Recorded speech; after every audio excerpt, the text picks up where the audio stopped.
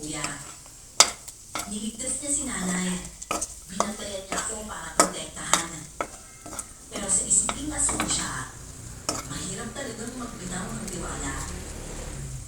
Kahit gaano makagwapo ng tao, kung talo ng tao ang pakilig, hindi ito.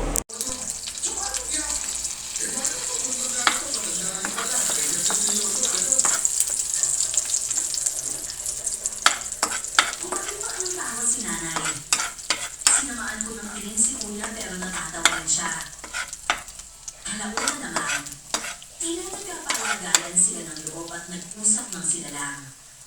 Pinapalayas ako ng kuya kapag lalapit ako kasi usapang lalaki sa lalaki lang daw. 2 araw na nakalipas pa. Napagkala ang patay si Lolo Oden. Pinatay siya at nag-iiyak ang nagpakilalang kapatid niya si Ani Baga. Matanda na ang kapatid ko. Hindi na niya kayang maluhis ng aswang. Bakit naman siya pinatay? Wala na talagang awa ang aswang na yun. Kasi naman siya. Nakakaawa naman niya si Mano. Talagang ang maltuban pa ang pagpatay sa kanya. Wala bang nakakaalam sa nangyari? Mahigit kasi ang pilit ko.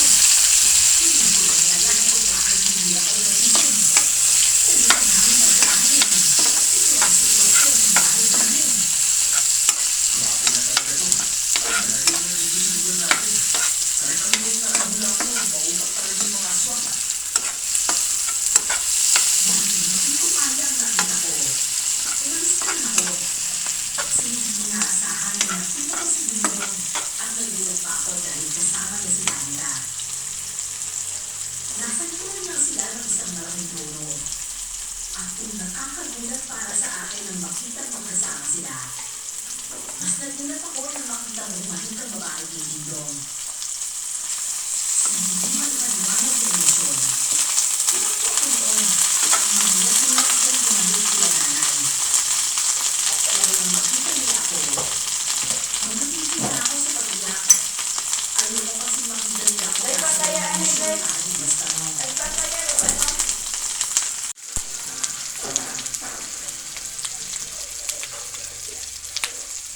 Nagulat ako sa ahas eh. Nasa harapan ko lang pala.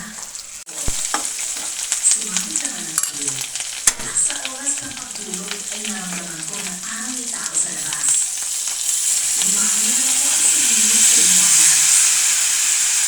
Nakita ko si Dindong na nakatayo sa labas. Hindi ko pinansin. At isa pa, hindi naman ako nagbukas ng bintana.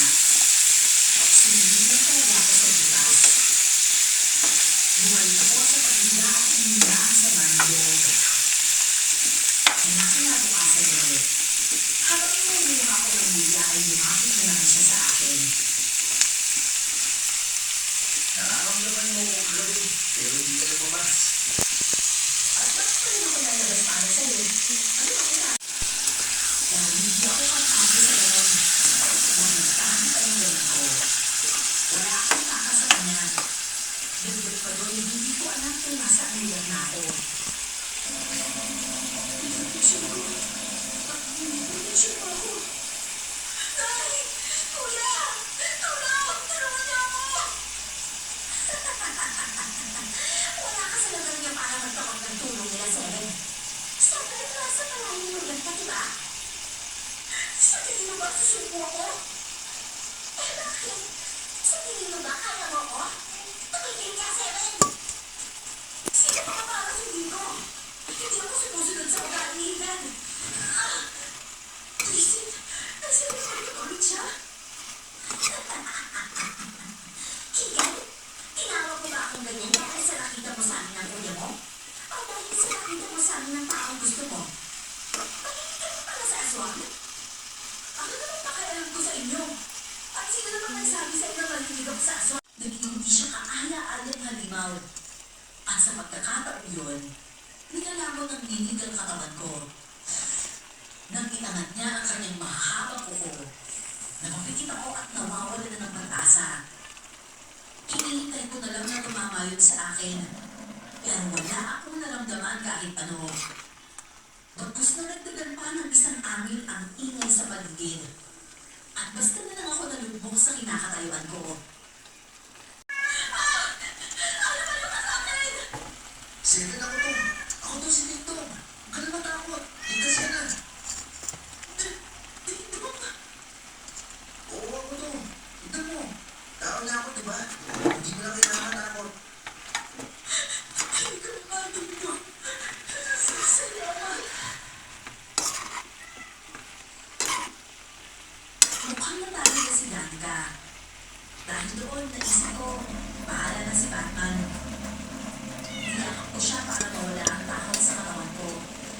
Kinulong na rin ako sa mga bisig niya at hinala ang buminahon ako. Hanap ko makapunan siya.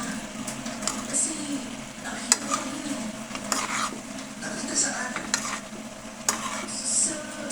Sa plaza. Inagdaw pa namin ba? Hindi totoo yung nakita mo. Ilusyon lang yun.